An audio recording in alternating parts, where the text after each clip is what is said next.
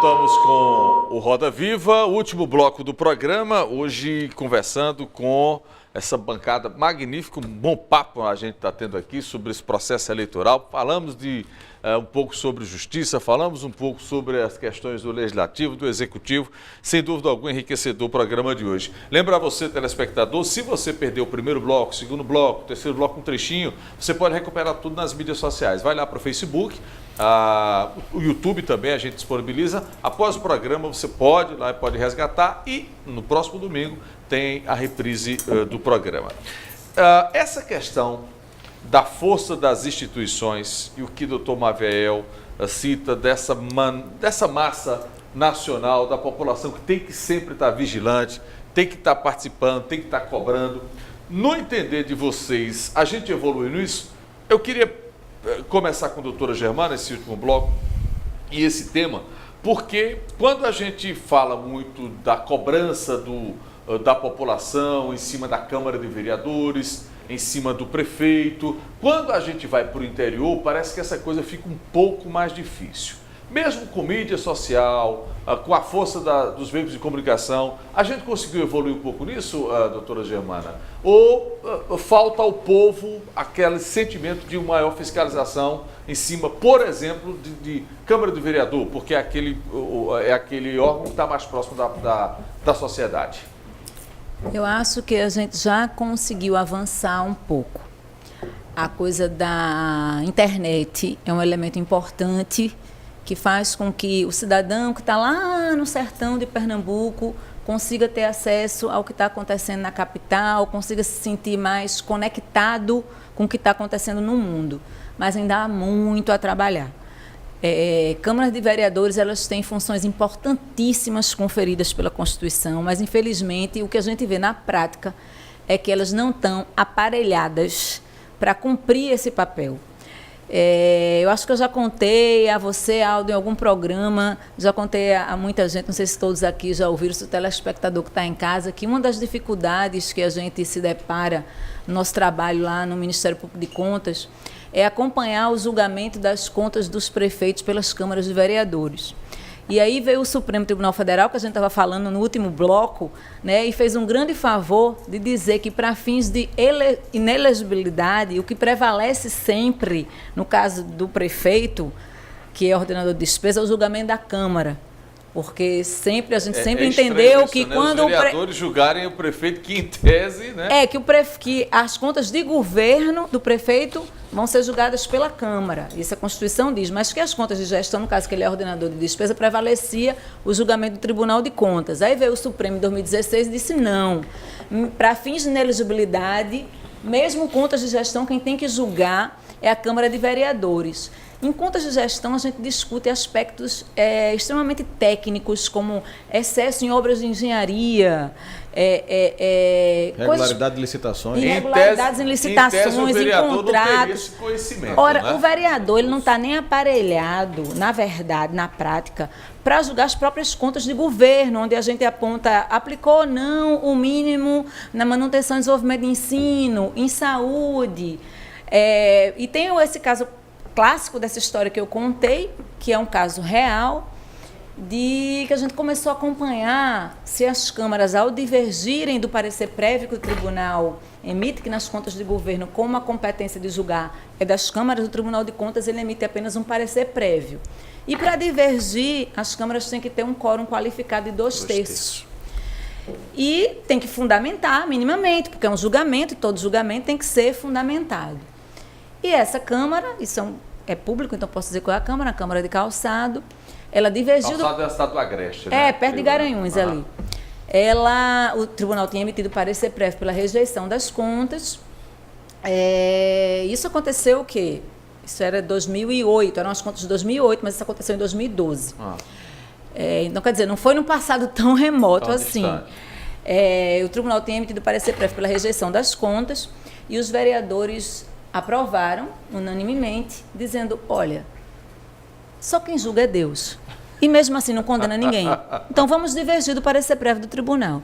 Então essa foi a fundamentação, né? Que a fundamentação metafísica. essa fundamentação e pagar a penitência. essa fundamentação que eu não sei se vou para o céu porque representei o Ministério Público Estadual e olha a qualidade a dos colega vereadores. ajuizou a ação. Eu não acho que seja falta de qualidade dos vereadores, não. Acho que chama-se desfaçatez o nome disso. Né? A deliberação foi anulada pelo judiciário e essas contas voltaram para lá para serem julgadas e eu estou aguardando qual será a nova fundamentação. Mas assim, não é um caso isolado. Outro dia peguei outro que diz assim, entre um cachorro e a minha família, eu vou escolher a minha família. E a minha família é o povo de tal cidade. Então não vou ficar com o Tribunal de Contas. Eu creio que o Tribunal de Contas não é o cachorro, né? Sim.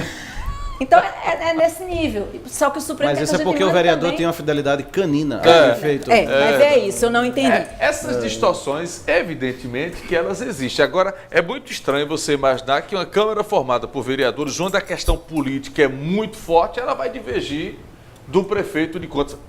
Só se toda a Câmara for oposição ao prefeito. E às vezes acontece. Às vezes acontece. Nós tivemos aqui no Tribunal Regional Eleitoral, na fase de registro de candidaturas, casos de impugnação por inelegibilidade, em que de uma hora para outra a Câmara, que estava totalmente do lado do prefeito, migrou e vice-versa. Não é? E aí os julgamentos muitas vezes não são técnicos e, a meu ver, não faz sentido que esse tipo de julgamento técnico que a doutora Germana aponta seja feito por um critério eminentemente político. Né? E muitas vezes a gente chega no âmbito do Ministério Público do Estado a abrir procedimentos para investigar o que motivou aquela mudança repentina, aquela nulidade de julgamento, até porque em 2012 nós firmamos uma parceria com o Tribunal de Contas do Estado e com o Ministério Público de Contas de acompanhar esses julgamentos de contas de prefeito. Perfeito. Esse ano, isso que o doutor Wellington falou, houve a impugnação pelo Ministério Público Eleitoral justamente de um caso em que as contas do prefeito tinham sido todas duas contas tinham sido rejeitadas pela Câmara de Vereadores numa determinada composição. Mudou a composição, então mudou a força política lá, a conjunção de forças. Aí o que é que eles fizeram? Eles anularam aquela deliberação, invocando um suposto erro de procedimento que não teria havido a notificação do prefeito. Anularam a primeira para agora aprovar.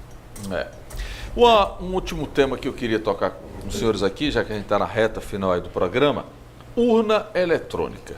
Muito se falou nesse processo eleitoral, tem candidato questionando urna, tem candidato questionando o mecanismo, fala-se na possibilidade de fraude e de mudança no sistema eleitoral.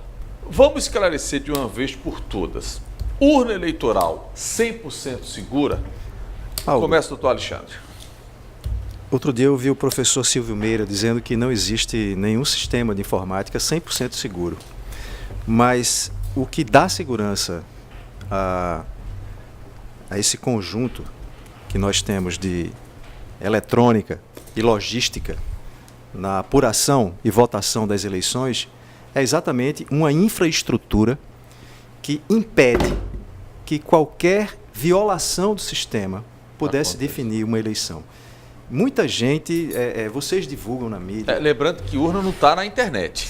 São em média 530 mil urnas no Brasil, de média, numa eleição presidencial. Aqui em Pernambuco, aproximadamente 20 mil urnas. Todas elas são testadas. Eu, por exemplo, recebi uma senha do Tribunal Superior Eleitoral no sábado, véspera da eleição, para fazer uma autenticação do sistema, e nós fazemos essa autenticação do sistema.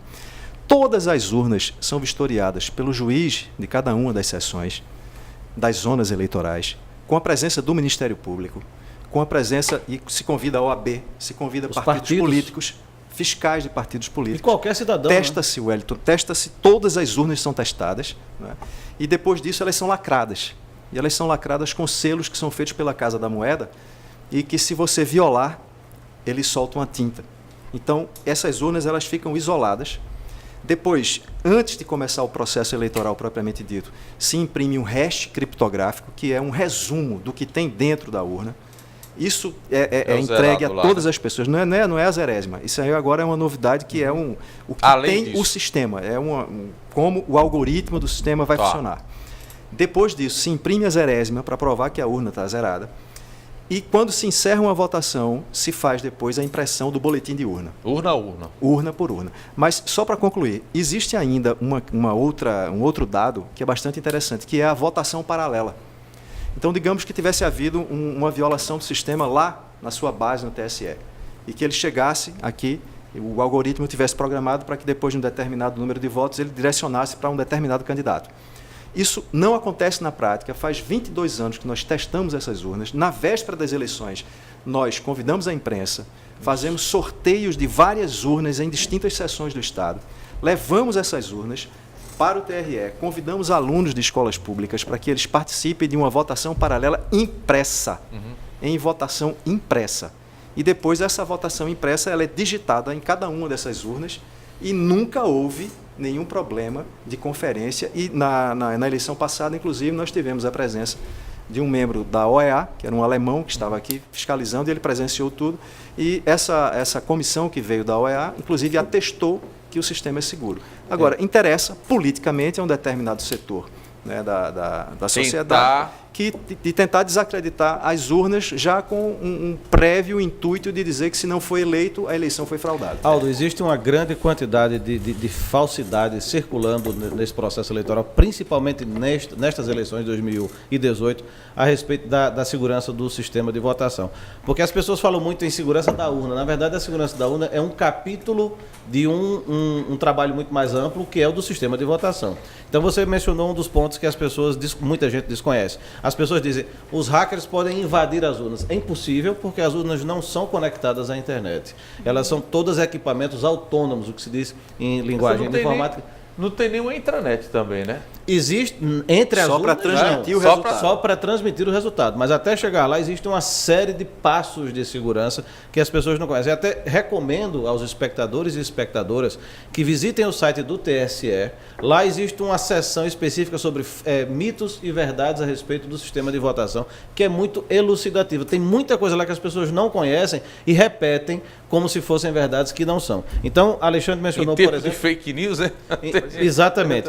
Então, por exemplo, as urnas têm todos os acessos físicos às urnas, ou seja, todos os pontos pelos quais alguém poderia tentar invadir uma urna fisicamente, são selados com selos individuais, numerados, elaborados pela Casa da Moeda, como disse Alexandre.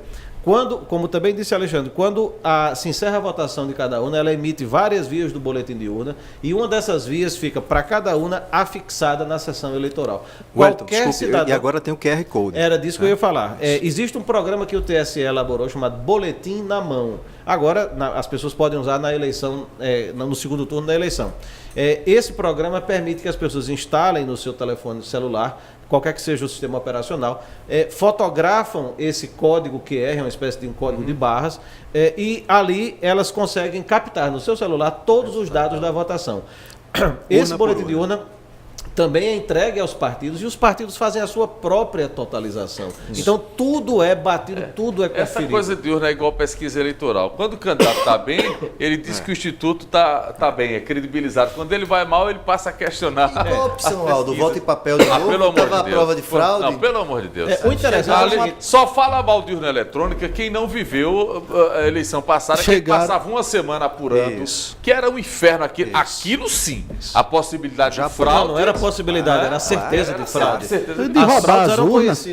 De roubar as urnas. As urnas desapareciam. As urnas desapareciam. Urnas boiando no Capibaribe, lembra?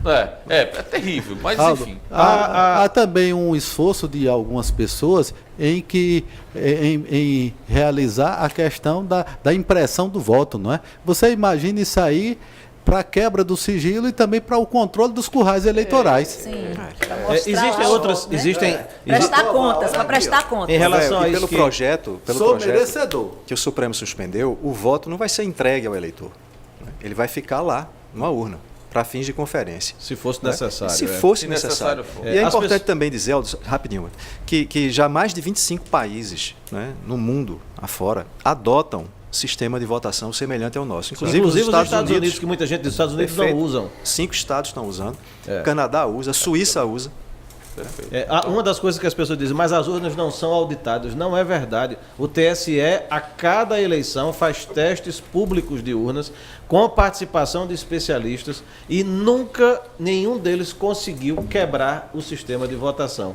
Houve quebra de algumas partes do código das urnas, mas nunca houve nenhum risco à segurança do processo de votação.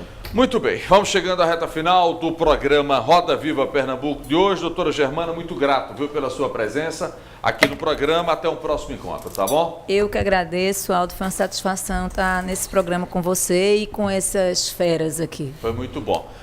Doutor Alexandre, obrigado pela presença, pela participação, bem esclarecedor aqui. Obrigado a você, Aldo. Estamos à disposição. O TRE está à disposição da população, da imprensa, para esclarecer qualquer dúvida, sobretudo quanto à lisura e da imparcialidade do processo de votação eletrônica. Muito bem.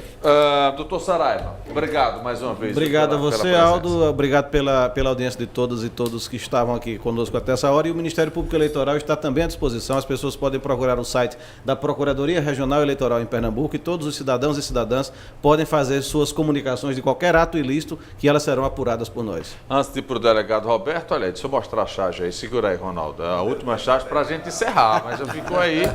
Muito legal, né? Do traço do Ronaldo aí. Doutor Roberto, obrigado, viu, pela presença aqui representando a Polícia Federal. Muito grato. A polícia que agradece, fica sempre à disposição aí para o que precisar. Novo bate-papo. Doutor Maviael, obrigado pela presença aqui no programa Roda Viva, foi bem esclarecedor. Obrigado, agradeço a oportunidade de trocar ideias com todos aqui. No Ministério Público do Estado, estamos à disposição, inclusive com os canais de ouvidoria abertos. Perfeito. Doutor Rony, obrigado pela presença. Obrigado, nós que agradecemos. Está encerrando pela oportunidade. Quando? OAB termina quando o mandato? Graças a Deus, dia 31 de dezembro de 2018. Aí a batata quente vai para o doutor Bruno Batista agora? Não, a gente tem um processo eleitoral, começa na semana que vem, né? E vamos ver. Diz que o candidato é ele, né? Um dos candidatos fortes. O meu candidato é ele, né? Obrigado. Ao telespectador que acompanhou o Roda Viva Pernambuco, muito grato pela atenção. Acompanhe a gente nas mídias sociais. Até a próxima terça-feira. Raimundo Carreiro, escritor, é o nosso convidado para o centro do Roda Viva. Tchau.